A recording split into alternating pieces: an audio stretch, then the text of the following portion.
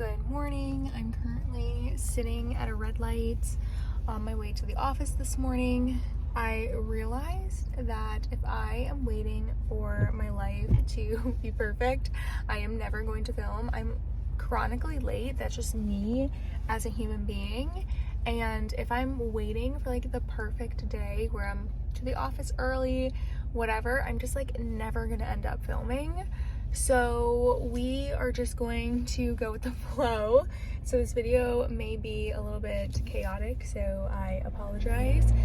But like I said, if you're waiting for a certain thing to happen or for certain things to sort themselves out, for life to be perfect in the way you want it in order to post on social media, let me tell you, it's never gonna happen because that's just not real life. So post the video, film the content.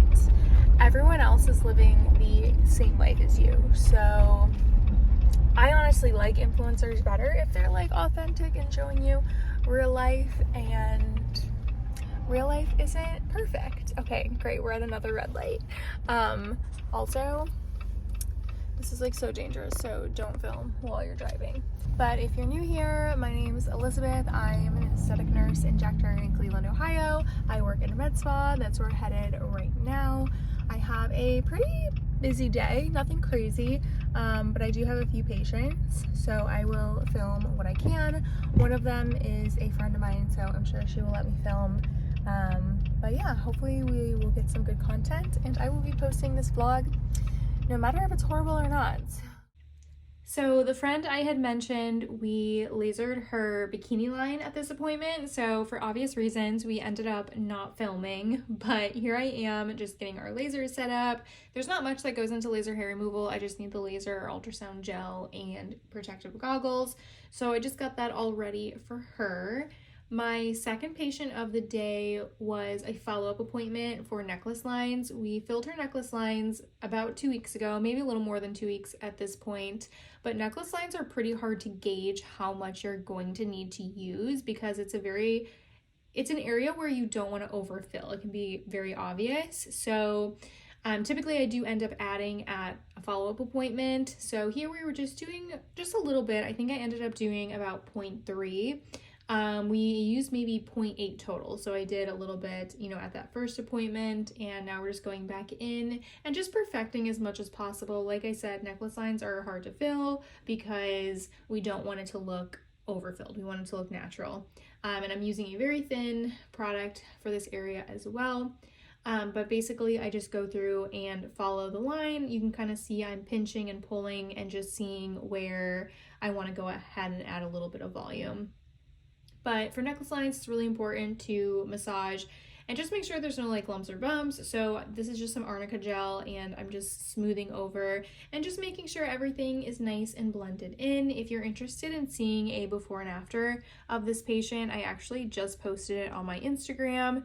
It's going to be my Injector L Instagram. I separated my like personal slash like social media lifestyle page versus my injector page, just because I feel like not everyone cares about seeing before and after pictures.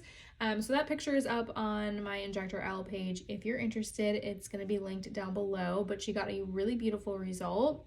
My next patient brought me a matcha. Look how freaking cute that little, I almost called it a hydrangea, but I think it's baby's breath that was on the cup, and it was banana cream. It was probably the best matcha I've ever had. It was so good and like so cute. I'm wearing yellow and I had a banana cream matcha. Okay, just had to point that out. But my next patient was the one who brought me the matcha, and we were doing some lip filler. I used Restylane L for her lips. She already had beautiful full lips, so I did not want to add a ton of volume. We were really just working on adding some structure to the top, but I like to backfill all of my syringes, so I keep my actual product sterile. So then for a 2-week follow-up, I can go ahead and use that product again. So I just go ahead and backfill into some insulin syringes. It also gives me more precision when I'm trying to do something very precise. So I backfilled for those necklace lines earlier as well, back into my insulin needles. These are 31 gauge. So again, it just gives me a lot of precision.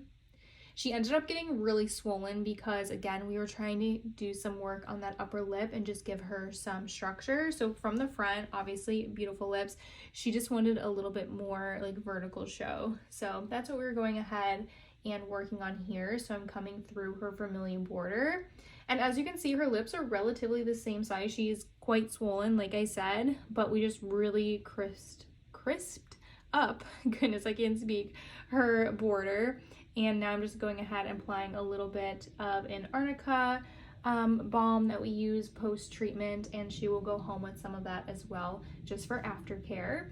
I will probably be posting those results on my Instagram as well, but I do have to wait for her swelling to go down. So I'll be seeing her back in about 2 weeks for a follow-up appointment. So 2 weeks from like whenever I'm posting this video, that will be on my injector page. And then my next patient was some Botox, just a quick frontalis and glabella. And I'm gonna be completely honest, after I ate lunch, I totally forgot that I was filming. So here I am eating and drinking my matcha and a LaCroix. And then the rest of the day, I just completely forgot that I was vlogging. So I will see you guys in the next one.